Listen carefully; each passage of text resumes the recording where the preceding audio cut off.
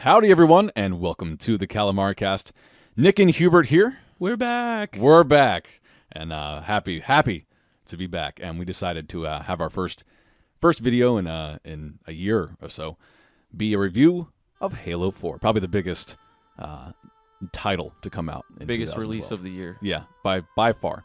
And obviously, it's Halo, so we're not going to. Well, the review is already. It's good. Go get it if you don't have it already. And yes, this is kind of late, so you've probably been playing it.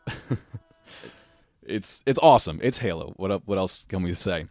But what we want to do is compare it to the other Halos. Obviously, 343 Industries is now making the Halo series. This is a new trilogy, and we want to compare it to the Bungie stuff.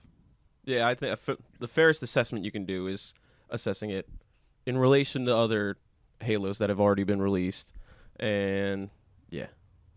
So, I think Hubert and I, do you agree that our favorite Halo before this was Halo Reach? Yes, I agree. By far. And so basically we're going to compare it to Halo Reach because Halo Reach, in my opinion, was practically a perfect game. It had everything. And everything you would ever want from a Halo game. And the introduction of the customization and everything. And exactly. So let's dive into the first thing about Halo 4 compared to Halo Reach and the other Halos. The story, the campaign. Obviously, last time in Halo 3, last time we saw Master Chief, he was floating in what was left of the Forward Unto Dawn. And this picks up right where it left off. And the greatest thing about Reach was it was a tragedy, and you knew what was happening the whole time. There was this great story with interpersonal connections. And Halo 4 kind of tried to do that, but I'm not sure it really, besides the Cortana and Chief duo, I'm not sure it really reached that level. They helped you, they at least humanized some of the characters, because I think a lot of the Halo story suffered from that. When they went into Halo 3, you sort of felt like, why should I care that the Master Chief is under all these, being put under all these trials by Cortana, if you don't really feel anything from the relationship because he's not necessarily human. But by having a greater interaction between him and Cortana, it allowed his character to grow and Cortana's character to grow and definitely evolved the story. So it actually gives an opportunity for, since this is a trilogy, that it allows for more development and allows for greater access to the story and greater personal involvement in the story. Right. So in terms of what's in the game, so to speak, all the guns from Halo Reach plus a couple more. Excuse me, I misspoke. There are a couple Covenant weapons that are missing. The plasma rifle, it has been replaced with something called the Storm gun. Which stinks. Which stinks. The plasma rifle wasn't very useful, and the Storm rifle's even worse. Even worse. But basically all the guns that you're used to and want, the DMR and the battle rifle are in there. Which is awesome for multiplayer. Exactly, and the assault rifle, of course. A bunch of new weapons from a new faction, we should say, of enemies, so to speak, called the. Well, we won't give anything away. We'll try not to spoil anything in any of the reviews we do. But the Prometheans, their characters and their weapons. Sort of a Greek allusion to Prometheus and discovering fire, and for all you Greek buffs. So all the weapons are still in there, and fantastic. In terms of vehicles, all the same vehicles that you know and love, plus a couple new ones. Obviously, our favorite, the mech warrior known as the Mantis. Which is awesome. I was disappointed that they don't really have any Promethean vehicles. That's true. That's what I noticed because, it's not like the Flood had vehicles, but you get when they introduced the Brutes in Halo 3, they had Brute vehicles. True. Yeah.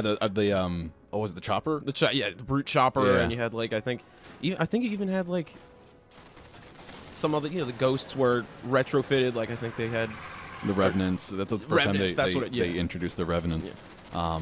But I guess you're right. There aren't any new Promethean vehicles, which is strange. But I don't think that takes any points away from the game. Yeah, the fact that I didn't until now realize, there are no Promethean vehicles. Doesn't seem like it was that much of an issue. No, it wasn't. I was too busy kicking ass as Master Chief again. But yeah, the Mantis, kicks ass. It's a huge mech, and in multiplayer, it's actually fairly balanced. You get it in a couple of the the big team battle or Infinity Team Big Slayer. I was surprised by how names. they managed to balance it and not make it too overpowered. Because your shields go down instantly. I expected to be able to get in and play on like Ragnarok, which is the Valhalla remake, and I expected to be able to just like walk around and stomp on people, but they did a really good job of toning down the power on it. If the whole team, if the whole enemy team gangs up on you and just shoots you with DMRs, it blows up. It blows up. You're not longed for getting many kills in it. So that brings us to the multiplayer. And obviously, besides Halo being, in my opinion, one of the greatest video game stories of all time, the multiplayer is what made Halo it's what put it on the map. The epitome of multiplayer gameplay, online multiplayer gameplay. And it doesn't disappoint. I will say I'm not entirely sure if I'm a fan of the point system, since we are both grew up with old school Halo, kill death ratios, and when you're playing Slayer, you're tracking your kills. Right. But a lot of people on leaderboards, and it's just gripe for people who play multiplayer. Most casual gamers would be like, what do you mean? Why do you care that you're not higher on the leaderboard because you don't have enough points? Right. But when you're playing Slayer, a game type based on kills, and you're not at the top of the leaderboard when you have the most kills because someone else was getting more points. Right. Yeah. It sort of stinks. That is true. However, I remember in Halo 3, I was annoyed because I played a lot, but if I didn't win, if my team didn't win or stuff like that, you couldn't rank up. Yeah, which was terrible. Which was terrible. So it was too team-based, whereas now Halo Reach introduced it, and then Halo 4 has continued it. The point system, if you do well individually, even if your team doesn't win, obviously you get a bonus for winning. But even if your team does not win, if you do well individually, you as an individual still rank up as according to how well you do in the game. If you played Halo Reach, you know that Reach introduced classes. However, the classes in Reach were pre-chosen for you. They were pre-set up, and you had a selection of, I think, 5 in the loading screen. In Halo 4, it's very akin to the Call of Duties and one of my favorite other ones, Battlefield. You can customize your own loadouts. So when you go into the game, you have the guns that you have unlocked and the power-ups that you have unlocked, the armor abilities, and what are called technical and support abilities. You have those, and you have them customized. So you don't have to just pick, if you want a jetpack, you also had an assault rifle. Well, I really want the jetpack, and I'll just pick up another gun. The more you play, you can get a jetpack for your first loadout and DMR or whatever else you want, and I love that. I enjoyed that too. I also like that you can play in SWAT. So they brought back a lot of the old game types. So SWAT, if you're not into having all these classes with jetpacks, thrusters, and you just want to, deathmatch, winner takes all, no holds bar, and you just want simple guns and simple satisfaction. Headshots only. Headshots only. SWAT. For SWAT. So, and it's akin to older Halo, right, where there's no messing with loadouts, and you just get starting gun, you get a DMR, and that's it. Yeah. SWAT, however, I read up on it. It's not going to be up there forever. No. Next thing coming up is Team Snipers, and they're going to keep changing out because the first thing I looked for when I got on was Griffball. Right. And I knew they made a Griffball court, but I couldn't find it, and so apparently they're going to be coming out with stuff. Another new thing that Halo 4 has introduced is something called Spartan Ops. After you're done the campaign, the end of the campaign kind of leads way to new stories from other Spartans. If you've seen the trailers, that's not a spoiler. If you've seen the trailers, you know there are other Spartans. And they bring the Spartans back, and you get a weekly mini episode and mini campaign to do with other people over live. That's the whole idea, to get a squad together or a fire team together and play with your friends. What I don't enjoy is that, and I like that they added this, and it's another nice aspect, and you get additional story nuggets after you finish the campaign. But I don't like that they replaced Firefight with this. Agreed. That they got rid of an entire game mode that was a lot of fun, and when you had double XP weekends and stuff, and they had a lot of Firefight bonuses, you get 4 people, and you just mess around on Firefight. Yep. And I don't know why they got rid of that. Nor do I. So I feel like if they had already had a blank check and they decided to do this, why not just bring back Firefight mode? Agreed. So that's sort of the ins and outs of what we think of the game. And with our first review coming in over a year, we've kind of come up with a new rating system. What we're going to do is we're going to do a +1, -1 system. So basically, each game starts out at 0, and its positive attributes gives it +1, so it gets it a higher positive number, and its negative attributes costs it points. So we have five categories that we're going to apply to every game. That's sights and sounds, how it looks, the gameplay, how it feels while you're playing it, if it has multiplayer, if it's good or bad. If it doesn't have multiplayer, it doesn't hurt the game. But if it does have multiplayer, we're going to hold it to, is it good? And so if it does have multiplayer and it's not good, gets docked a point. Yeah. Replayability, so is it one of the games that you should just play it and trade it in and get your money back and buy something else? Or should you hold on to it and enjoy it for a little while? And what else did I miss? I think you missed the story. And the story. If the story's good. That's not important. The plot, exactly, is the story good? So, sights and sounds? I'd give it a +1. +1. I'd say overall, obviously, as from just the game standpoint, this is +5. Yeah. This is 5 points. But I feel like we have to review this based on other Halos. Exactly.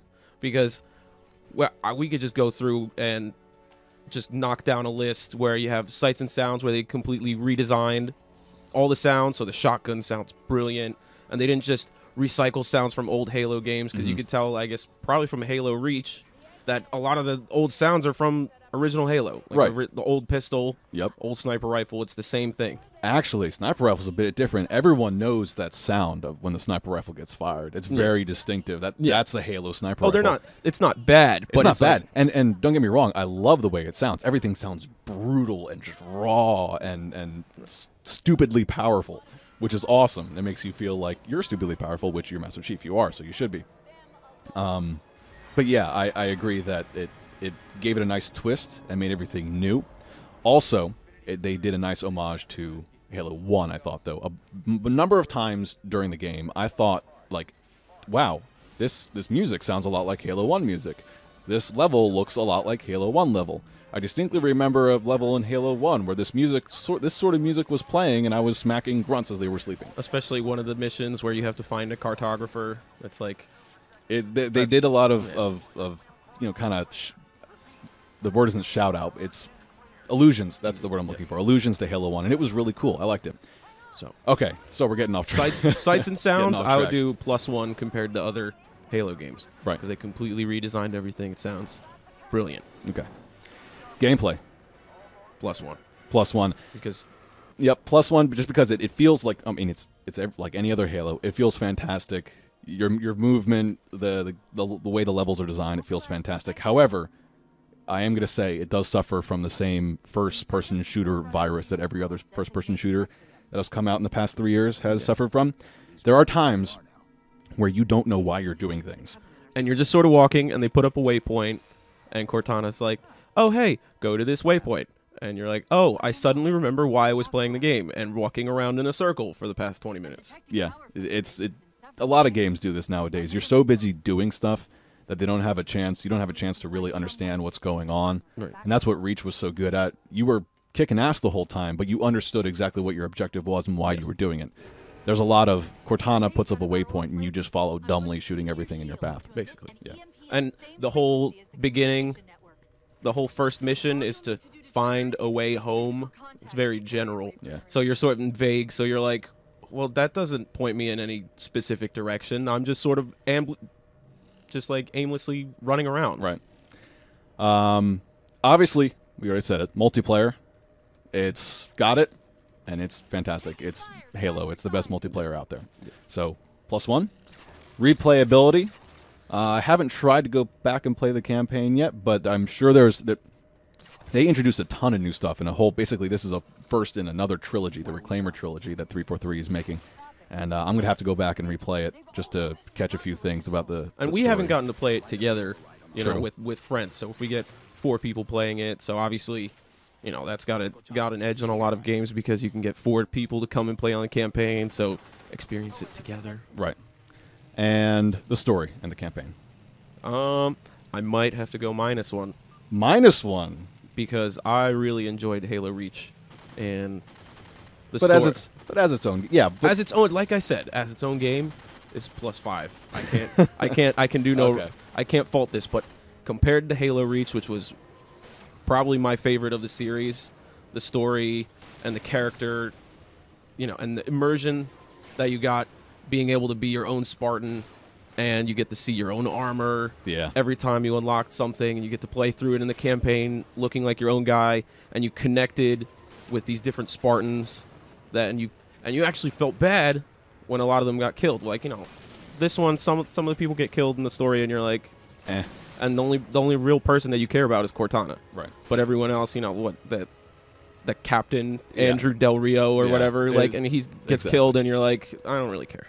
But on the other hand, the new stuff that they added and the new story that they Yes. created, basically, I I think that balances it out. I Yes. agree with you wholeheartedly, but I think the way they've begun to answer a lot of questions that were left in the Halo universe, that were left out of the games, I should say, fan fiction and Halo lore has answered a lot of it. But I think the real questions for the people who just play the games have started to be answered, and I think that deserves a +1. So do we say, does it carry out to be a 0? just carry it to 0. Okay, It'll so- be So no point awarded. So it just comes out to 4 Okay. instead of instead of a +5, but it's Halo, so +1. yes. Okay, so it's 5. So it's 5. So it's 5 anyways. Doesn't even matter. Yeah, so 343 did a fantastic job with this, and really it was all or nothing, because they have in their hands one of the most beloved series of all time for video gamers, And that's the greatest part about this is that not since Halo 2 have you been this psyched for a sequel. right, That after Halo 1 came out, all you could think of was Halo 2. Right. And now that this came out, all I can think of is the next one to come out and what the story's going to be. And that hasn't happened. After Halo 2, you were sort of like, well, I know what's going to happen. Mm-hmm. He's going to go to Earth and he's going to save everyone. Who cares? And, I mean, you care because it's Halo, I guess. But but you get what I'm saying. Like, when they had new Halos being released, you're like, oh, that's cool, I guess. But now you're really eagerly anticipating the conclusion of the story, or at least the next chapter in the story. right. Well, you'll be seeing us doing some Let's Plays and some multiplayer stuff real soon in Halo 4, and we'll make some cool game types and forge stuff, and you'll see a lot more content with Halo 4 written on it, so don't you fret. And as always, thanks for watching the KalamariCast, and if you want us to do anything, please rate, comment, and subscribe, and you can always send requests of games that you want us to do to kalamaricast@gmail.com, and we'll see you next time.